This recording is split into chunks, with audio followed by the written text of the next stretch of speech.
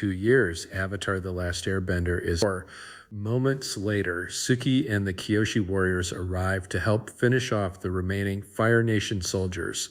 Once the battle is over, Katara begins using her healing abilities to treat the wounded villagers.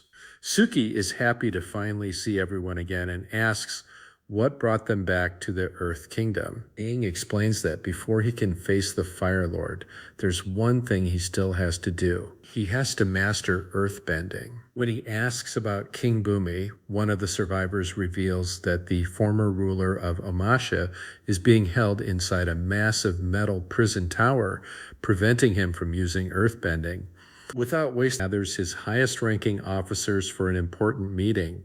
Despite their recent victories, several commanders report growing resistance across the Earth Kingdom, along with unexpected losses. The reports immediately disappoint Ozai. After publicly praising Princess Azula for her recent achievements, he asks for her advice.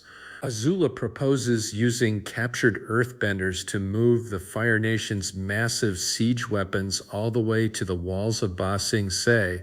Ozai is clearly impressed. He immediately approves the strategy. Azula confidently assumes she'll be placed in command of the operation, but instead Ozai unexpectedly appoints General Dan as the leader.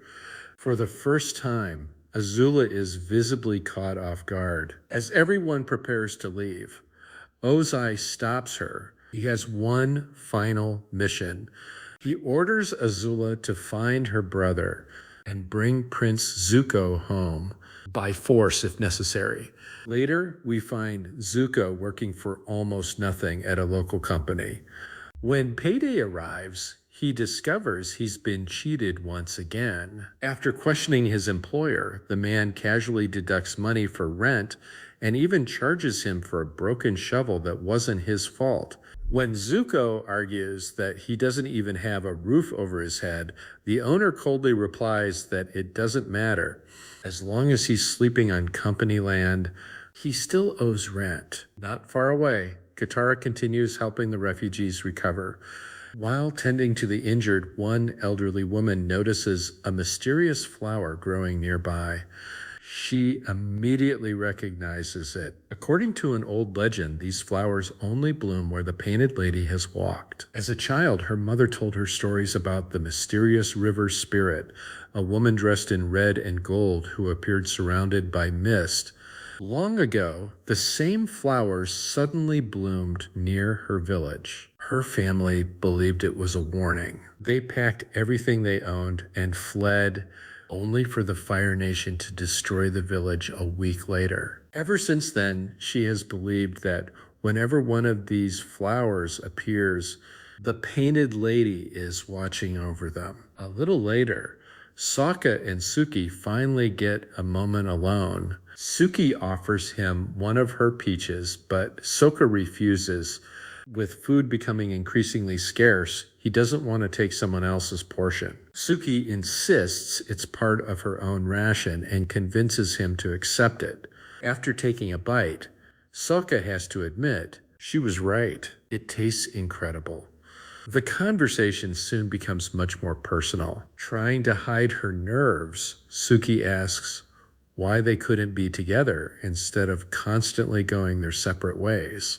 The unexpected question completely catches Sokka off guard. Before he can even think of an answer, someone calls out that Aang has returned. Relieved to have an excuse, Sokka quickly changes the subject and walks away, leaving Suki's question hanging in the air. Back at the camp, Aang is still frustrated that Bumi refused to leave Omashu. Katara and Sokka try to calm him down, but before they can continue, a messenger arrives with terrible news. The Fire Nation has captured the southern coastline. Their last safe escape route is gone. With no other choice, the refugees decide to take a dangerous mountain pass that winds through towering cliffs like a giant serpent. The journey is incredibly risky. One wrong step would send them falling into the abyss below. Against all odds, everyone manages to cross safely. Once they reach a massive river, Aang and Katara combine their waterbending to clear a path through the water, allowing the entire group to continue forward. For a brief moment, it seems like they've finally escaped, but the peace doesn't last. Firebenders suddenly ambush the refugees, forcing everyone to rush across before they're trapped. Aang holds them back long enough for the others to escape. Just when the battle appears to be over, the Fire Nation, everything they've accomplished. They've already helped countless refugees. Now their next destination is Ba Sing Se. As the group continues their journey, Aang quietly opens up to Sokka about something he's been trying to earn an honest living. He catches another villager stealing part of the crops he's been working so hard to grow. It's yet another reminder that life as a refugee is pushing him closer and closer to his breaking point. Meanwhile, Aang, Katara, and Sokka received news that could completely change the course of the war.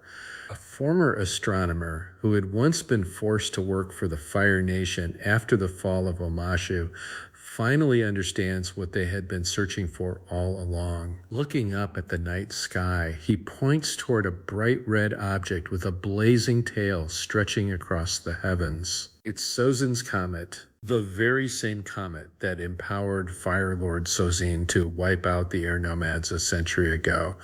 According to his calculations, the comet is approaching once again, and when it arrives, every firebender in the world will become 100 times more powerful. The realization immediately changes everything. Aang understands that his earth-bending training will have to wait.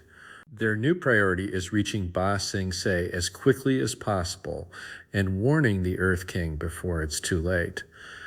For now, all they can do is keep moving one step at a time. Later that evening, Sokka quietly approaches Suki. He asks if she's already told the Kyoshi warriors about her decision. She hasn't. The two finally share a quiet moment together, and this time, instead of running away from his feelings, Sokka reaches over and gently takes Suki's hand.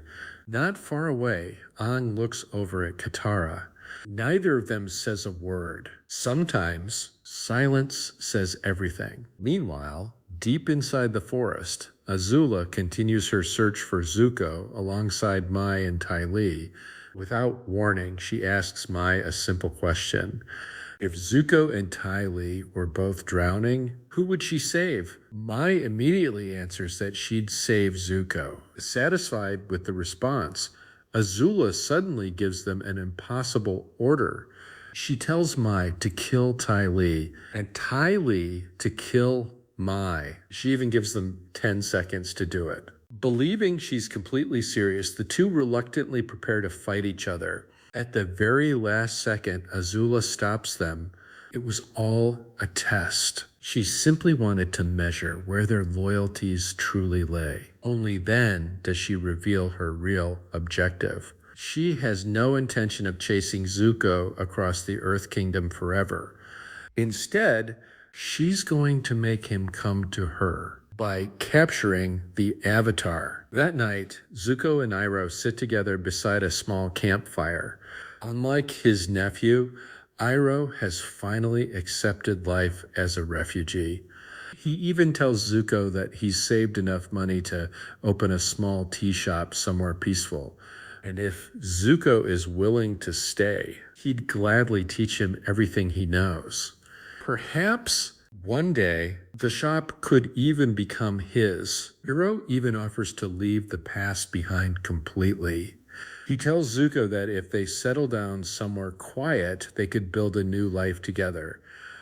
He'd teach him everything he knows about tea, and one day he could even leave the shop to him. But instead of finding comfort in those words, Zuko explodes. He reminds Iroh that he's not his son. He's tired of hiding, tired of living like fugitives, and tired of watching his uncle show kindness to everyone around them while they continue to lose everything. Then, years of frustration finally come pouring out. Zuko blames Iroh for everything.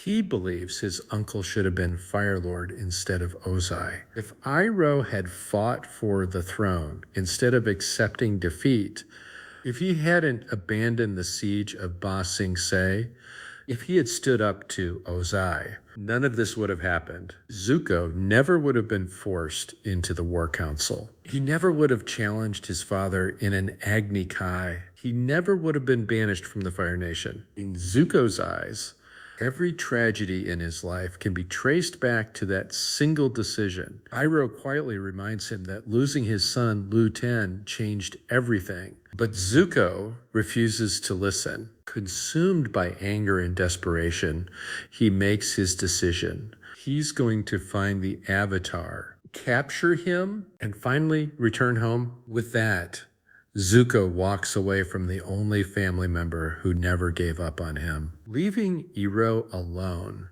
beside the fire. For the first time,